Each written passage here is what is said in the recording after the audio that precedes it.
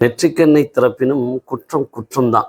அது யாராக இருந்தாலும் சரிதான், வந்தது பரம்பொருளாக இருந்தாலும் சரிதான், அல்லது நம்மளுடைய குருநாதரான ஆதித்ய குருஜியாக இருந்தாலும் சரிதான். தப்புன்னா அது தப்பு தாங்க. ஆரம்பத்தில் அவர் சொன்னது என்ன அப்படின்னு கேட்டிங்கன்னா, இந்த சுபத்துவ பாவத்துவ விதிகள் அப்படிங்கிறது என்னுடைய விதிகள்லாம் இங்கே இல்லை, ஜோதிடத்தில் சொல்லப்பட்ட இந்த விதிகளை நான் ஒருங்கிணைந்து சுபத்துவ பாவத்துவ விதிகள் அப்படின்னு நான் ஒரு பேர் வச்சிருக்கிறேன் அப்படின்னாரு. காலப்போக்கில் இப்போ என்னவாயிடுச்சு அப்படின்னா, இந்த சுபத்துவ பாவத்துவ விதிகள் அப்படிங்கிறது என்னுடைய தனிப்பட்ட விதிகள் அப்படிங்கிற மாதிரி சொல்லுவதற்கு மனிதன் தானே, அவரும் மனிதன் தானே. அப்போ இந்த சூழ்நிலைக்கு தள்ளப்பட்டு விட்டதா இப்போ நம்ம பார்க்குறோம். என்ன அப்படின்னு பார்த்தீங்கன்னா, நம்ம ஏற்கனவே ஒரு தெளிவாக இந்த சுபத்துவ பாவத்துவ விதிகளை பற்றி ஒரு எக்ஸ்ப்ளனேஷன் நம்ம பண்ணியிருந்தோம். அது மூல விதிகள் தான் அப்படின்னு தெளிவுபடுத்தியிருந்தோம்.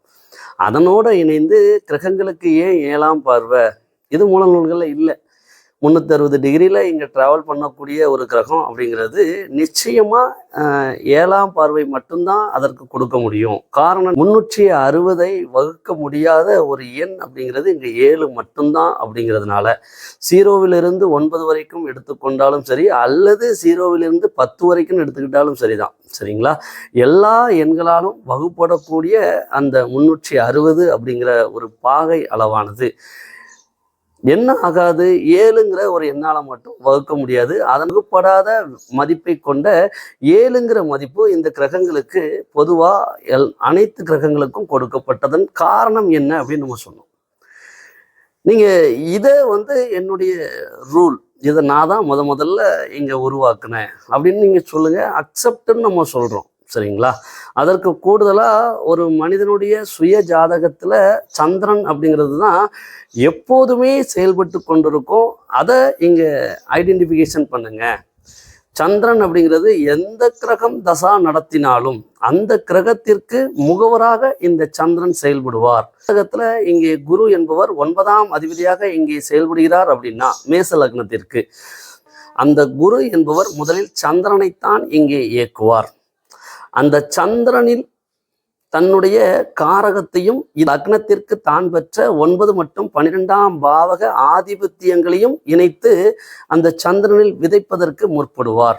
இந்த குருவானவர் தன்னுடைய நிலையான காரகத்தையும் நிலையற்ற லக்னத்தை பொறுத்து மாறுகின்ற தன்னுடைய ஆதிபத்திய பாவக பலன்களையும் அந்த சந்திரனில் நிரப்புவதற்கு அவர் இங்கே தன்னுடைய சுய புத்தி முழுவதையும் இங்கே செயல்படுவார். இதனால தான் இங்கே எந்த கிரகத்தினுடைய ஒரு சுய புத்தியும் இங்கே செயல்படுவதில்லை. அதற்கு நேரம் தேவைப்படுகிறது. அந்த சந்திரனுக்கு என்ன ரோல்னே இங்கே தெரியாத இந்த ஜோதிடர்கள் தான் இங்கே என்ன பண்ணுறாங்க அப்படின்னா, இந்த சந்திரனை வைத்து கோச்சார கிரக அமைப்புகளை இணைத்து ராசி பலன் சொல்கிறாங்க. நம்மளுடைய குருநாதரும் இங்கே ஆதித்ய குருஜி தான், அதில் எந்த மாற்று கருத்தும் கிடையாது. ஒட்டுமொத்தமாக இந்த வேர்ல்டில் இருக்கக்கூடிய தமிழர்களுக்கு அவர் ஒரு மரியாதைக்குரிய மதிப்புக்குரிய ஒரு குருவாக இருக்கிறார் அப்படிங்கிறதுலையும் எந்த மாற்று கருத்தும் இல்லை. இங்கே ஒரு பறவைகள் என்பது ஒரு மரத்தினுடைய விதைகளை இந்த மண்ணில் அனைத்து இடங்களிலும் பரப்புவது போல இந்த ஜோதிடத்தை இங்கே புதனினுடைய காரகமான அவரே மிதுன லக்னம் இல்லையா, அவருடைய லக்னாதிபதியினுடைய காரகத்தின் வாயிலாக இங்கே என்ன பண்ணார் அப்படின்னு கேட்டிங்கன்னா, இந்த வேர்ல்டு ஃபுல்லாக இருக்கக்கூடிய தமிழர்களுக்கு அதை ஸ்ப்ரெட் பண்ணார் அப்படிங்கிறதுல எந்த மாற்று கருத்தும் இல்லை. ஜோதிட அறிவை கொடுத்தார் அப்படிங்கிறதுலையும் எந்த மாற்று கருத்தும் இல்லை. ஐயா, நீங்கள் துரோணாச்சாரியார் தான். சரிங்களா? நீங்கள் ஜோதிடத்தில் இங்கே ஆதி பரம்பொருள் தான். ஜோதிடத்தை உங்களிடமிருந்து கற்றவர்களுக்கு அதில் நானும் ஒருவன், அதில் எந்த மாற்று கருத்தும் இல்லை. ஆனால் நெற்றிக்கண்ணை திறப்பினும் குற்றம் குற்றமின்னு தான் நம்ம சொல்கிறோம். சுபத்துவ பாவத்துவ விதிகள் அப்படிங்கிறது இங்கே என்ன ஜோதிடத்தில் அடிஷ்னலாக சேர்க்கப்பட்ட விதிகள் இங்கே இல்லை. அது ஏற்கனவே ஜோதிடத்தில் இருக்கின்ற மூல அடிப்படை விதிகள் தான். அப்போ அந்த விதிகள் படி இங்கே பலன் எடுக்கும்போது சரியாக வருது அப்படின்னு கேட்டால் சரியாக தான் வரும். அடிப்படை ஜோதிட மூல விதி எப்படி தவறாகும், அங்கே தான் இங்கே கான்செப்டு. சரிங்களா? அதை நீங்கள் உரிமை கொண்டாடுவது அப்படிங்கிறதும் அது அந்த அடிப்படை ஜோதிட விதியை இங்கே சுபத்துவ பாவத்துவ விதி, இது என்னுடைய ரூல் அப்படிங்கிறது தான் இங்கே தவறுன்னு சொல்கிறோமே தவிர்த்து இந்த விதி என்பது இங்கே தவறு அப்படின்னு நம்ம சொல்லலை. சரிங்களா? இப்போ இங்கே வச்சு நாம் பார்த்த ஒரு ஜாதகத்தை இங்கே எக்ஸ்பிளைன் பண்ண போகிறோம். சரிங்களா?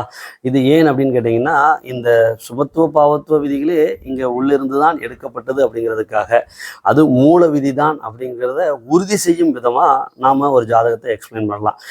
இந்த ஜாதகத்துக்கு நம்ம மிக தெளிவான டேட் ஆஃப் பர்த், டைம் எல்லாமே கொடுக்கலாம். காரணம், இந்த ஜாதகர் அதற்கு அனுமதி கொடுத்திருக்கிறார். சரிங்களா? 12ஆம் தேதி பிப்ரவரி மாதம் 2003ஆம் ஆண்டு நள்ளிரவு 1:52 AM திருநெல்வேலியில் பிறந்த ஜாதகம். பிப்ரவரி மாதம் 12ஆம் தேதி 2003ஆம் ஆண்டு 1:52 AM திருநெல்வேலியில் பிறந்த ஒரு ஆண் ஜாதகம். விருச்சக லக்னத்தில் இங்கே பிறந்திருக்கிறார். விருச்சக லக்னத்தில் லக்னத்தில் கேது, லக்னாதிபதி செவ்வாய். சரிங்களா? இதற்கு கூடுதலாக என்ன பொசிஷனில் இருக்கும்? அப்போ 7ஆம் பாவகத்தில் ரிஷபத்தில் ராகு அமர பெற்றிருப்பார். அதனோடு இணைந்து இந்த லக்னத்திற்கு இங்கே 3ஆம் பாவகத்திற்கும் 4ஆம் பாவகத்திற்குமான அதிபதியான சனி அமர்ந்திருக்கிறார். இதற்கு இந்த லக்னத்திற்கு பாதகஸ்தானத்திற்கும் அதிபதியான 9ஆம் அதிபதியான இந்த சந்திரன் இங்கே அமர பெற்றிருக்கிறார். சந்திரன் உங்க உச்சம். சரிங்களா? அதற்கு அடுத்ததாக இந்த 9ஆம் பாவகத்தில் இந்த லக்னத்திற்கு 2ஆம் பாவகத்திற்கும் 5ஆம் பாவகத்திற்கும் அதிபதியான குரு என்பவர் 9ஆம் பாவகத்தில் உச்சம் பெற்ற நிலையில தான் இருக்கிறார். சந்திரனும் உச்சம், இங்கே குருவும் உச்சம். 2ஆம் பாவகத்திற்கும் 5ஆம் பாவகத்திற்கும் அதிபதியான இந்த குரு என்பவர் 9ஆம் பாவகத்தில் உச்சம் பெற்ற நிலையில் இருக்க, அவருக்கு வீடு கொடுத்த இந்த சந்திரன் என்பவரும் இங்கே உச்சம் பெற்ற நிலையில் இருக்கிறார். இதனோடு இணைந்து இந்த லக்னத்திற்கு சந்திரனுக்கு வீடு கொடுத்த இந்த சுக்கிரன் என்பவர் குருவினுடைய மூலத்திரிகோணமான தனுசில் அமர்ந்திருக்கிறார். இதனோடு இணைந்து இந்த லக்னத்தின் 8ஆம் பாவகத்திற்கும் 11ஆம் பாவகத்திற்கும் அதிபதியான புதன் என்பவர் 3ஆம் பாவகத்தில் அமர்ந்திருக்க, அவரோடு இந்த லக்னத்தின் 10ஆம் பாவகத்தின் அதிபதியான இந்த சூரியனும் இணைந்துள்ளார். நம்ம இந்த ஜாதகத்தை பார்த்தவுடன் இந்த நேரத்தை 1க்கு 2 முறை உறுதி செய்து கொண்டு, காரணம் என்னன்னா இங்க நள்ளிரவு 1:52 இல்லையா? அப்போ 1க்கு 2 முறை இந்த நேரத்தை துல்லியமாக உறுதி செய்து கொண்டு சரிதான் அப்படிங்கிற பட்சத்துல நாம சொன்ன முதல் பலன் அப்படிங்கிறது, தந்தைக்கு இங்கே நீரினால் மாரகம், தந்தை நீரினால் மாரகத்தை சந்தித்திருப்பார். அதுவும் இந்த ஜாதகன் பிறந்ததிலிருந்து ஒரு 8 மாதத்திற்குள் இந்த நிகழ்வு அப்படின்னு நம்ம சொன்னோம். இதற்கு கூடுதலாக அந்த நிகழ்வின் போது தந்தை மது அருந்திருப்பார். அந்த நீரில் மூழ்கி இறப்பதற்கு காரணமே இங்கே மதுவாக இருக்கும்னோம். இந்த ஜாதகனுடைய மூத்த சகோதரி மற்றும் தாயும் நம்மகிட்ட முதல் நிலையாக அங்கே பேசினாங்க. அப்போ ஒரு 2 நிமிஷம் அமைதியாக இருந்தாங்க. என்னம்மா நம்ம சொன்னது சரிதானே, என்ன அமைதியாக இருக்கிறீங்களே அப்படின்னா, தம்பி நீங்கள் இது வரைக்கும் ஆச்சு, இவங்க 5000 10,000 15,000த்துக்கெலாம் ஜாதகம் பார்த்துருக்குறாங்க. சரிங்களா? ஏன்னா இவருடைய சகோதரி நல்ல நிலையில் இருக்கிறார். அப்போ ஒரு நொடியில் சொன்ன வார்த்தை அப்படிங்கிறது இதே போல் எங்கேயுமே நம்ம சொன்னதில்லை. காரணம் ஏன் அப்படின்னா, இது ஜோதிடத்தினுடைய மூல விதி. அப்போ நீங்கள் தான் இவ்வளோத்துக்குள்ள இந்த ஜாதகத்தை சொல்கிறீங்க அப்படின்னாங்க. இல்லைம்மா, நம்ம ஜாதகத்தில் நாம் சொல்கிறோங்கிறதெல்லாம் வேற. எனக்கே இப்போ யோக தசை இல்லாமல் அவயோக தசை நடப்பில் இருந்தால் எனக்கும் இந்த பலன் அப்படிங்கிறது இங்கே வராது. நம்ம ஒரு ஜோதிடருக்கு யோக தசா நடக்கின்ற போது அவன் எடுக்கின்ற அந்த பலன்கள் அப்படிங்கிறது, அந்த விதிகள் அப்படிங்கிறது துல்லியமாக இருக்கும். அந்த சுபத்துவ விதிகள் அப்படிங்கிறது மூல விதிகளில் நிறைவு பெறாத குறை விதிகள் அப்படின்னு நம்ம சொல்கிறோம். சரிங்களா? இந்த பையன் இங்கே பிறந்தது செவ்வாய் தசையில், லக்னாதிபதி தசை தான். சரிங்களா? செவ்வாய் தசையில ராகுவோட புத்தியில இந்த பையன் இங்கே பிறந்திருக்கிறான். சரிங்களா? ராகுவோட புத்தியில இந்த பையன் பிறந்திருக்கிறான். இந்த நிகழ்வு அப்படிங்கிறது நாம் என்ன சொன்னோம் அப்படின்னா, இந்த பையனுக்கு 8 மாதங்கள் அப்படின்னா என்ன, 2024 7ஆம் மாதம் வரைக்கும் என்ன நடப்புல இருக்கும் அப்படின்னு கேட்டிங்கன்னா, இங்கே செவ்வாய் தசையில் குருவினுடைய புத்தி நடப்புல இருக்கும். இந்த ஜாதகனுக்கு இங்கே 8வது மாதம் 2003 முதல் 2004 7வது மாதம் வரைக்கும் இங்கே செவ்வாய் தசையில் குருவினுடைய புத்தி நடப்பில் இருக்கும். அந்த நேரத்தில் இந்த நிகழ்வுகள் அப்படிங்கிறத நம்ம சொன்னது எப்படி சரியாக இருந்தது? சுபத்துவ விதியை இங்கே எடுத்தோமா? சுபத்துவ விதிப்படி இங்கே பாருங்க, இந்த லக்னத்திற்கு இங்கே 9ஆம் பாவகத்தில் இங்கே குரு உச்சம் பெற்ற நிலையில் இருக்கிறார். ஏன்னா புத்திநாதன் குரு தான், சரிங்களா? அப்போ இந்த குரு என்பவர் உச்சம் பெற்ற நிலையில் இருக்கின்றார், தந்தையை சொல்கின்ற 9ஆம் பாவகத்தில். அதனோடு இணைந்து இந்த 9ஆம் பாவகத்தில் அமர்ந்த இந்த குரு என்பவர் இந்த லக்னத்திற்கு 2 மற்றும் 5ஆம் பாவகத்திற்கு அதிபதி. இந்த இடத்துல நீங்க சுபத்துவ விதி எடுத்தீங்கன்னா என்ன சொல்வீங்க? 2க்கும் 5க்கும் உடைய புத்தி நடக்கு. தசாநாதன் அப்படிங்கிறவர் இங்கே லக்னாதிபதி, லக்னத்தில் இங்கே அமர்ந்திருக்கிறார். உச்ச லக்னத்திற்கு யோகாதிபதியான 5ஆம் பாவகத்திற்கும் அதிபதியான இந்த குரு என்பவர் நேரடியாக 9ஆம் பாவகத்தில் அமர்ந்திருக்க, அந்த 9ஆம் பாவகத்தின் அதிபதியும் உச்சம் பெற்ற நிலையில் அமர்ந்து இருவருடைய சந்திரனுடைய 7ஆம் பார்வையையும் இந்த குருவினுடைய 5ஆம் பார்வையையும் பெற்ற இந்த செவ்வாயும் இந்த சூட்சம விதின்னு சொல்லக்கூடிய இந்த கேதுவோடு இணைந்து சுபத்துவ விதிகளின்படி இந்த குருவினுடைய பார்வையும் இந்த சந்திரனுடைய பார்வையும் இங்கே பெற்று, சந்திரனுடைய பார்வையாவது இங்கே பாவத்துவன்னு சொல்லிருங்க, சொல்லலாம். ஏன் அப்படின்னு கேட்டிங்கன்னா, இங்கே இந்த சனியும் இந்த ராகுவோடு இணைந்த நிலையில் இந்த சந்திரன் இருக்கிறார். அப்போ அதற்கும் நாம சொல்றோங்க, அதையும் நம்ம ஸ்கிப் பண்ணக்கூடிய ஆள்லாம் கிடையாது. அப்போ இந்த சந்திரனும் ராகுவும் இங்கே கூடியிருக்க, அவரோடு உச்சம் பெற்ற நிலையில் இருக்கக்கூடிய சந்திரன் தான். இருந்தாலும் இந்த சந்திரன் அப்படிங்கிறவர் பாவத்துவம் ஆயிட்டாரு அப்படியே சொல்லுமே. அதை கூடுதலாங்க பாருங்க. அப்போ இந்த சந்திரனுடைய பார்வை அப்படிங்கிறது இங்க பலன் தராது. ஆனால் இந்த குரு நல்லதனங்க இருக்கிறாரு. இந்த குரு லக்னத்திற்கு 2க்கும் 5க்கும் உடைய யோகாதிபதி.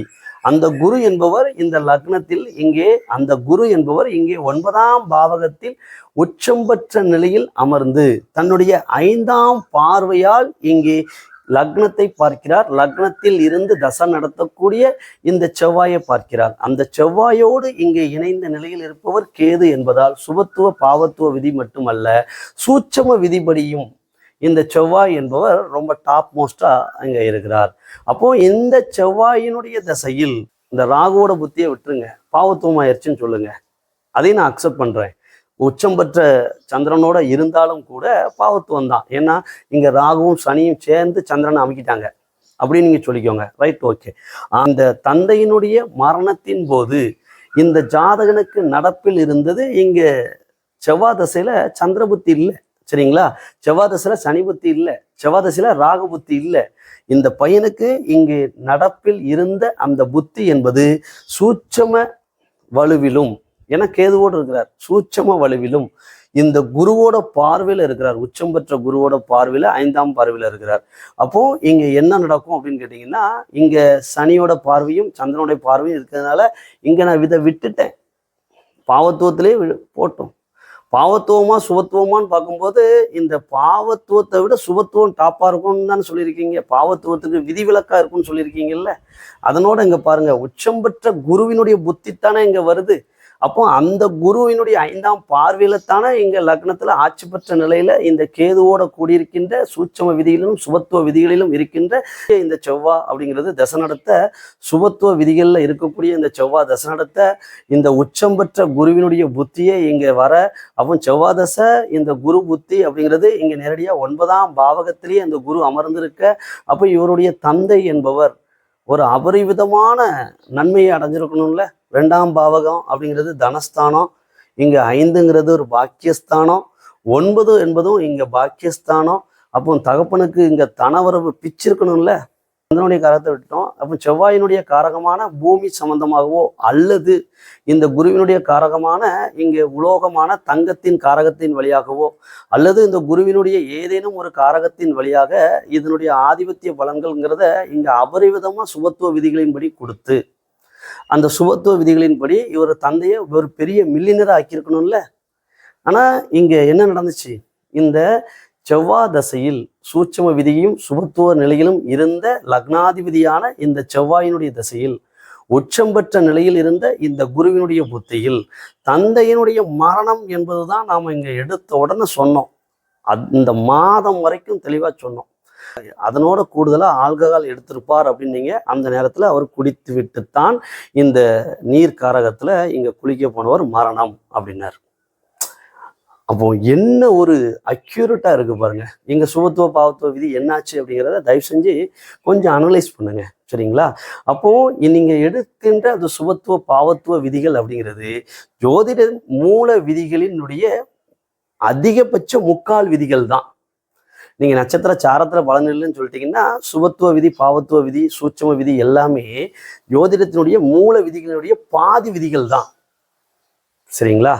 ஒரு கையில் நான் வண்டி ஓட்டிட்டு போகிறேன், வீட்டுக்கு வந்துட்டேன், வந்தால் சந்தோஷம், சரிங்களா? ஆனால் அது சரியா அப்படின்னு கேட்டிங்கன்னா தவறு. அதை தான் நாங்கள் சொல்கிறோம். அதுக்கு தான் உதாரணம் இந்த ஜாதகம். அதை இந்த இடத்துல இங்கே பாருங்க.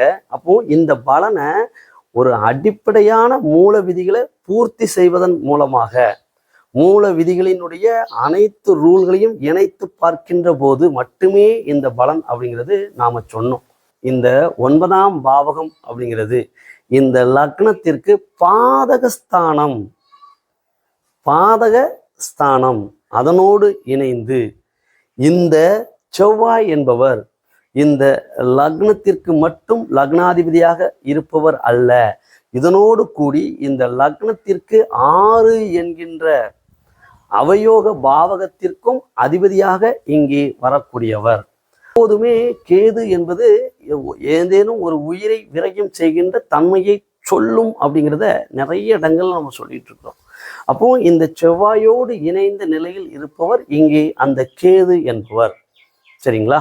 அதற்கு கூடுதலாக செவ்வாய் தசையில் இங்கே குரு புத்தி நடப்பில் இருக்க இந்த குருவிற்கு வீடு கொடுத்த பாதகஸ்தானத்தின் அதிபதியும் ஆன இந்த சந்திரன் என்பவர் நீரை சொல்லக்கூடியவர். எப்படி நீர்னு கரெக்டா சொன்னீங்க? மாரகம் நீரில் தான் நடக்கும்னு எப்படி கரெக்டா சொன்னீங்கன்னு அவங்களும் கேட்டாங்க. அதை உங்களுக்கும் நம்ம சொல்றோம்.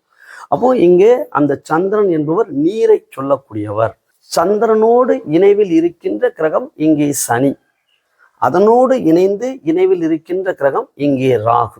அப்போ இந்த இடத்துல இந்த சந்திரன் சனி என்பது ஒரு மனநிலையை ஆல்கஹாலின் மூலமாக கெடுக்கின்ற ஒரு சூழ்நிலையை ஏற்படுத்தும். அப்போ ஆல்கஹால் மூலமாக இவருடைய மனம் என்பது இங்கே பாதிக்கப்பட்டு நீர்க்காரகத்தின் வழியாக அந்த உயிர் பிரியும். எப்போது இந்த பாதகஸ்தானத்தில் நேரடியாக உச்சம் பெற்ற நிலையில் அமர்ந்திருக்கின்ற இந்த பாதகாதிபதியும் உச்சம் பெற்ற நிலையில் இங்கே அமர்ந்து இந்த செவ்வாய் தசை குரு புத்தி அப்படிங்கிறதுல 100% தகப்பனுக்கு மாரகம் என்பதுதான் இங்கே நிகழும். அப்படிங்கிறது தான் பாதகஸ்தானத்தினுடைய ரூல். தந்தை பிரிய வேண்டும் என்கின்ற பலன்தான் செவ்வாய் தசை இந்த குரு புத்தியில் நடக்குமே தவிர்த்து சுபத்துவ விதிகளின்படியும் இங்கே சூட்சம விதிகளின்படியும் இந்த ஜாதகனுடைய தந்தைக்கு இங்கே செவ்வாயினுடைய தசையில் குருவினுடைய புத்தியில் இங்கே செவ்வாயினுடைய காரகத்தின் வழியாகவோ நிலம் சார்ந்த செவ்வாயினுடைய காரகத்தின் வழியாகவோ அல்லது இங்கே குருவினுடைய தங்கம் போன்ற உலோக காரகத்தின் வழியாகவோ அவருக்கு இங்கே அபரிவிதமான பெரும்பொருள் சேர்ந்திருக்கும் அப்படின்னு நீங்க சொன்னீங்கன்னா அவர் என்ன சொல்லியிருப்பார் அப்படின்னா, ஐயோ என் தந்தையே போய் சேர்ந்துட்டாரியா அப்படின்னு இருப்பார். அப்போ இந்த இடத்தில் அந்த சுபத்துவ பாவத்துவ சூட்சும விதிகள் அப்படிங்கிறது இங்கே நிறைவு பெறாத மூல விதிகள் அப்படிங்கிறது தான் இந்த இடத்துல உங்களுக்கு புரிஞ்சுப்பீங்க. நீங்க சூட்சும விதி மற்றும் சுபத்துவ பாவத்துவ விதிகள் அனைத்துமே ஜோதிடத்தின் மூல விதிகளில் நிறைவு பெறாத விதிகள் தான். அது தவறான்னு கேட்டால் தவறில்லை. ஆனால் அது எல்லா நேரங்களிலும் என்ன நான் சொல்லிட்டேன்ல, ஒரு கையில் எங்கள் பைக் கூட்டிகிட்டு போகிறது மாதிரி அது எல்லா நேரங்களிலும் உங்களுக்கு நல்ல பலன்களை தெளிவான பலன்களை கொடுக்காது அப்படிங்கிறத மிக தெளிவான முறையில் நீங்கள் புரிஞ்சுக்கோங்க. சரி, இவர் என்ன தொழில் செய்வார். நீங்க அதை சொல்லலையே அப்படின்னு கேட்டா, இந்த ஸ்திர லக்னத்திற்கு 9ஆம் பாவகத்தின் அதிபதி பாதகஸ்தானத்தின் அதிபதியாகவே இங்கே வந்தாலும் அந்த ஜாதகனுக்கு சரிங்களா மனதளவில் இங்கே பிரச்சனைகளை கொடுப்பாரை தவிர்த்து உடல் அளவில் இங்கே பிரச்சனைகளை கொடுக்க மாட்டார். அவர் 9 என்பதால் தந்தைக்கு கடத்துவதற்கே முயற்சிகளை செய்வார். அப்படிங்கிற 9ஆம் அதிபதி சந்திரன் உச்சம் பெற்ற நிலையில் அமர்ந்திருக்க, அந்த சந்திரன் என்பவர் இங்கே சனியோடு இணைந்த நிலையில் இருப்பதால் இந்த ராகு திசை என்பது இங்கே தொடர்ந்து அவருடைய கல்வி பருவ வயது வரைக்கும் நடந்ததால் இந்த ராகு தசாவில் இங்கே சனியினுடைய காரகமான இரும்பு சம்பந்தமான ஐடியில கொண்டு அவரை படிக்க வச்சது. பள்ளி படிப்புகளை தடை செய்து பிறகு படிக்க வைத்தது. ராகு என்பவர் இங்கே அந்த பள்ளி படிப்புகளை கெடுப்பதற்கும் சனி என்பது தடங்கல் செய்வதற்கும் கடமைப்பட்டவர். சொல்வது போல ஐடியில தான் நாங்கள் சேர்த்தோம், அதையுமே இங்கே முழுமை பெற்றிருக்க மாட்டார் அப்படின்னா, ஆமாம் முழுமை பெறவில்லை. இந்த சந்திரன் என்பது நம்மளுடைய துணைக்கோள் மிக மிக விரைவாக டிராவல் பண்ணக்கூடிய ஒரு கிரகம் சரிங்களா. அதற்கு கூடுதலாக இங்கே சனி என்பது இரும்பை சொல்லும் அப்படிங்கிறதுனால, அப்போ இங்கே கனரக இரும்பையும் சொல்வது இங்கே சனி என்பதால, அப்போ இங்கே கல்குவாரியை சொல்வதும் இங்கே சனி என்பதால, அப்போ நம்ம என்ன சொன்னோம் அப்படின்னா, இங்கே பாறை கல் சம்பந்தமான ஹெவி லோடில் டிரைவராக இருக்கிறாரா கேட்கும்போது அவங்க சொன்ன ஒரே வார்த்தை, இந்த அளவுக்கு பெர்ஃபெக்ட் அப்படிங்கிறது நாங்கள் சத்தியமாக எதிர்பார்க்கல, 100% நீங்கள் சொன்னதெல்லாம் இருக்கிறார். அதோடு இணைந்து இந்த ராகு என்பது 7ஆம் பாவகத்தில் மனதை சொல்கின்ற சந்திரனோடும் இணைந்து இருப்பதால முதல்ல இங்கே அந்த காதல்லாம் பண்ணாரம்மா.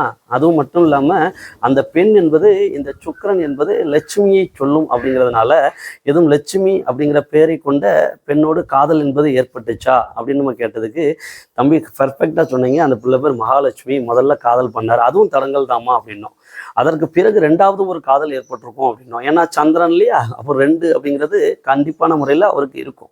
அப்போ இந்த சந்திரன் அப்படிங்கிறது ஏன்னா ராகுவோட தசை நடப்புல இருக்கிறதுனால அதுவும் இங்கே ஒரு காதல் ஏற்பட்டது. அந்த காதல் என்பது இங்கே வேற்று இனத்தவராக இருக்கும் அப்படின்னோம். ஏன்னா ராகு இல்லையா, அப்போ 100% பெர்ஃபெக்டா சொன்னீங்க, அது வேறு மதத்தை சேர்ந்த வேறு ஒரு பெண்ணை தான் இவர் இங்கே காதல் பண்ணாரு, அதுவும் ஃபெயிலியர் தான்மா. ஆமாம் அதுவும் ஃபெயிலியர் தான் அப்படின்னாங்க. இனிமேல் இந்த ஜாதகனுக்கு மனைவி ஸ்தானம் எப்படி அமையும் அப்படிங்கிறது அவங்களுடைய கேள்வியாக இருந்தது.